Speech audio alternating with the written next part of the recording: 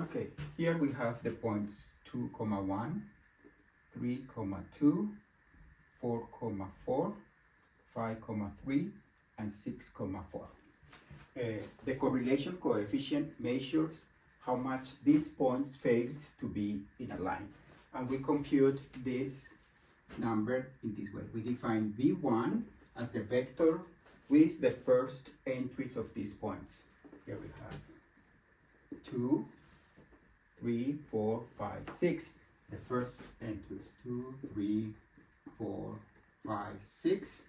And the vector V2 as the vector with the second entries 1, 2, 4, 1, 2, 4, 3, and 4, the second entries. Then we compute the average of the entries in V1. We call that X bar, and in this case is 1/5 times 2 plus 3 plus 4 plus 5 plus 6, and this is 20/5, which is 4, and Y bar is the average of the entries in the vector V2. This is 1/5 times 1 plus 2 plus 4 plus 3 plus 4, and this is 14/5, which is 2.8. Then we define another two vectors, W1 equal to, this vector is obtained by doing the entries of V1 minus the average. Then in this case we have 2 minus 4, -2, 3 minus 4, -1, 4 minus 4 is 0, 5 minus 4 is 1, and 6 minus 4 is 2. And the vector W2 is obtained by subtracting from the entries of V2 the average. 1 minus 2.8 is -1.8. 2 minus 2.8 is -0.8. 4 minus 2.8, 1.2. 3 minus 2.8 is 0.2. And 4 minus 2.8 is 1.2. Now, what we do is something that is called the dot product, which is just, we multiply this with this. We have -2 times -1.8 plus -1 times -0.8 plus 0 times 1.2 plus 1 times 0.2 plus 2 times 1.2, and when you do the math here, you get that this is equal to 7. An observation for these vectors is that if you compute the average of these entries, you will get 0. Same thing if you compute the average of these entries. For that reason, these vectors are called zero mean vectors. And then we compute the dot product of these two vectors.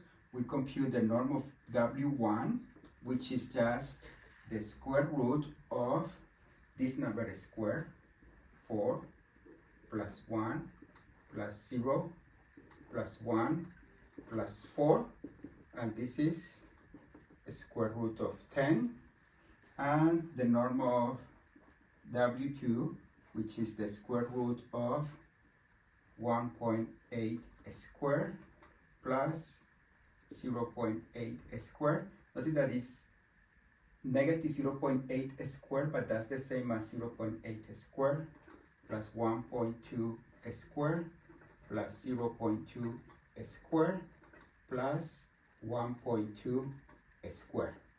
And this is equal to just the square root of 6.8. Then the correlation coefficient is just equal to this. It's just W1 point dot product with W2 over the norm of W1 times the norm of W2, and in this case, this is just 7 over a square root of 10 times square root of 6.8, and this is approximately equal to 0.85. There is a very nice geometrical interpretation for this value of r, and is that if you think about these two vectors, w1 and w2, they are in the 5-dimensional space, but anyway, you can think about the angle that is between these two vectors. This r, which is the correlation coefficient, is just equal to cosine of the angle between these two vectors. It turns out that if r is equal to 1, then the angle is 0, and that means that this is the points are in a perfect line, and when a perfect line with positive slope, and when r is equal to -1, then the points are also in a line, but in this case the slope is negative. Here the slope is positive, and the closer r is to 0, the far away are these points from being in a line. Okay, let's explain the terms that are in this formula. We compute x bar equal to the average, and we compute y bar equal to the average of the y's. When we do x equal to xi minus x bar, and we do yi equal to yi minus y bar, essentially what we are doing is we are doing a change of variables. Essentially somewhere here is the point x bar, y bar, and we are creating a new system of reference. Let's call this capital X and capital Y, and we are like writing all these points with respect to this new system. We are notice that this is translating to the right and translating not to the right, depending on if x bar is positive and y bar is positive. We are translating the x and the y axis. Then we're getting a new system of coordinates. And the interesting thing is that if the points happens to be in a line, let's suppose that there is a line like this, y equal to mx plus b, that contains all the points.